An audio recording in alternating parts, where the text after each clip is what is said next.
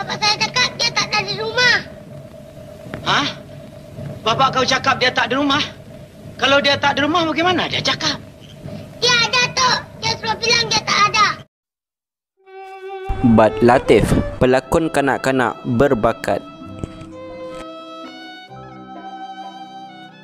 Dunia pentas perfilman pada ketika dulu bukan sahaja memuatkan pelakon dewasa sebagai watak penting dalam sesebuah filem, malah pelakon kanak-kanak juga turut diberikan peluang untuk mewarnai panggung seni. Pelakon kanak-kanak yang dimasukkan itu adalah Bad Latif atau nama sebenarnya Muhammad Ali bin Abdul Latif. Beliau yang dilahirkan di Changi, Singapura pada 10 Jun 1951 itu mendapat pendidikan sekolah rendah dan menengah di Tua Payoh hingga tamat Geo Level dan Senior Cambridge pada tahun 1968. Bakatnya dalam bidang perfilman ini diwarisi daripada ibunya iaitu Mariam Baharom dan juga saudaranya iaitu Saadiah. Penglibatannya dalam dunia perfilman itu adalah secara tidak sengaja, di mana pada waktu itu beliau sering pergi ke studio Malay Film Production di Jalan Ampas kerana membawa beg solek makciknya, Seniwati Datin Saadiah, iaitu ibu kepada pelakon Fauziah Ahmad Daud. Oleh kerana ketika berada di studio itu, dia dilihat agak nakal, pelakon A.R. Tompel menggelarnya Jebat atau Hang Jebat. Lama-kelamaan, nama Bad itu digunakan bagi mewakili nama asalnya dalam industri perfilman.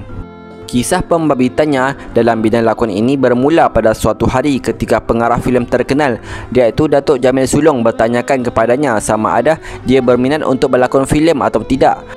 Bad yang ketika itu hanya menganggukkan kepala. Maka uji bakat pun dijalankan dan ternyata bakat yang dimilikinya membawa tuah kepada dirinya dan sejak dari situlah dia mula memberikan khidmatnya dalam bidang seni. Filem pertama lakonannya adalah Batu Belah Batu Bertangkup, arahan Datuk Jamil Sulong pada tahun 1959. Dalam filem ini, beliau telah diberikan watak sebagai pekan bersama kakaknya Melur yang melalui liku-liku kehidupan setelah kematian ibu dan bapanya, seterusnya dikaitkan dengan puaka Batu Belah Batu Bertangkup.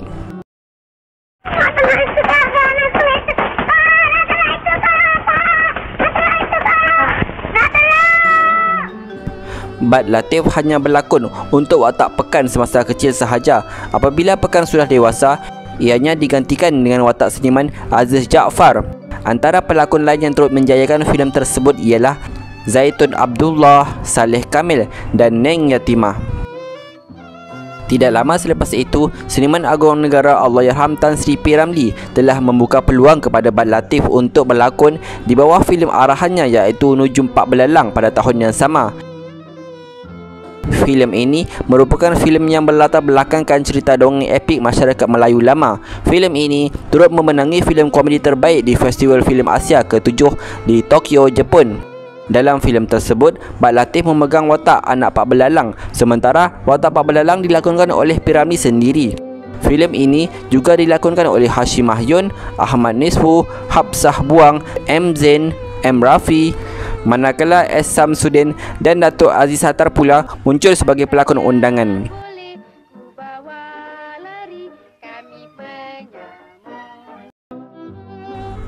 Seterusnya, Bad Latif sekali lagi dipilih untuk membawakan watak sebagai Tun Nila utama semasa kanak-kanak dalam filem Musang Berjanggut, arahan Allahyarham Tan Sri P. Ramlee.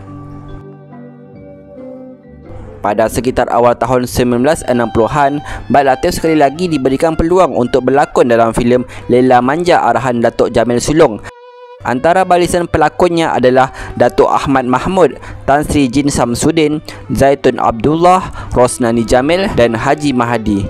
Watak sedih yang dibawakan olehnya sangat terkesan di hati penonton sehinggalah beliau telah dipilih sebagai pelakon kanak-kanak terbaik di Festival Filem Asia Pasifik ke-5 pada tahun 1960.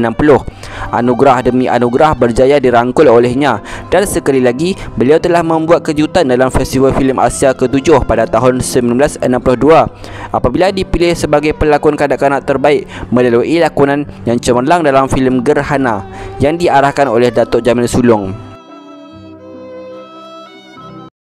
Ampun tuanku, boleh tujuh ampun. Patik Belalang masuk menghadap. Lalang Kemana Bapak Mika pergi? Bapak Patik pergi betapa tuanku?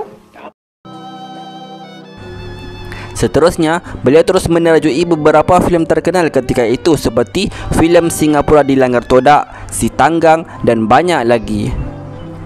Penampilan terakhirnya dalam bidang perfilman adalah pada tahun 1972, iaitu dalam filem Satu Titik di Garisan Arahan M. Amin.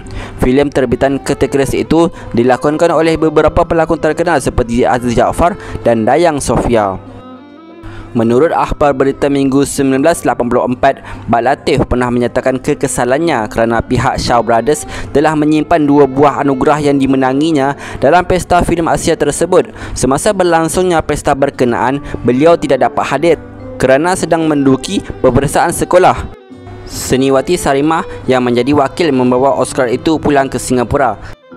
Setibanya di lapangan terbang Singapura, Bud mendakai erat trofi berkenaan dengan berpakaian baju Melayu serba lengkap dan bertanjak serta bergambar di samping seniman agung negara Allahyarham Tan Sri P. Ramlee. Dalam kesibukan suasana itu, Oscar tadi telah bertukar tangan dan terus hilang. Tidak lama kemudian, barulah Bud dan keluarganya tahu bahawa Oscar tadi telah disimpan di syarikat Shaw Brothers.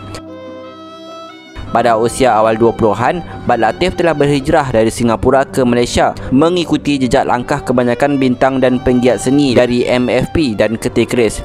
Di Malaysia, beliau lebih memilih untuk menjadi penari sepenuh masa.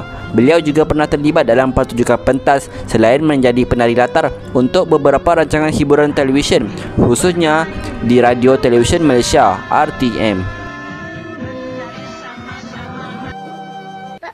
Belalang pakai dari atas pokok. Gini macam Pak. Hei manusia. Aku anak jin. Aku mau makan darah. Sekali dia cabut Pak. Minatnya dalam bidang tarian itu sangat tinggi sehinggakan beliau sanggup pergi ke Amsterdam untuk mengambil kursus 2 bulan dalam bidang tarian jazz kontemporari. Hal ini kerana beliau pernah menyatakan bahawa di Malaysia, walaupun seseorang itu berbakat dan mempunyai pengalaman dalam bidang seni tari, tetapi orang tidak akan mempercayainya kerana belum memiliki sijil. Jadi, beliau mengambil keputusan untuk belajar di sana bagi meningkatkan lagi pengetahuannya dalam bidang seni tari. Bak Latif telah memimpin satu kumpulan penari miliknya yang diberi nama The Flares. Di samping itu, beliau turut menjadi jurulatih senaman aerobik di studio milik seorang jurutari. Beliau pernah bercita-cita untuk membuka studio tariannya sendiri, tetapi setelah memiliki sijilnya kelak.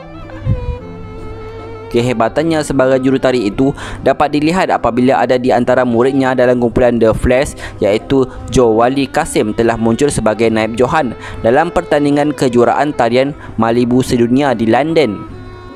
Pertandingan tarian tersebut telah disertai oleh 30 buah negara dan Bud sebagai guru telah membantu menciptakan sebuah tarian disko untuk Joe Wali.